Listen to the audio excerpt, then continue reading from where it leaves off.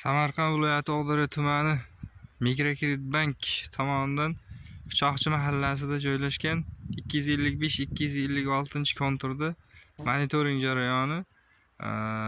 Bu konturga 10 kishiga 10 ta kooperativ a'zosi bor. 10 kishiga berilgan 10 gektarlik maydon. Makka jo'xorisi ekilgan, qaynatiladigan maynaga suta qiladi.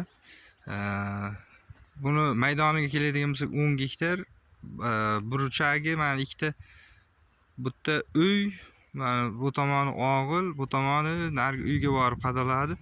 Mana maydonda ish jarayoni ketyapti.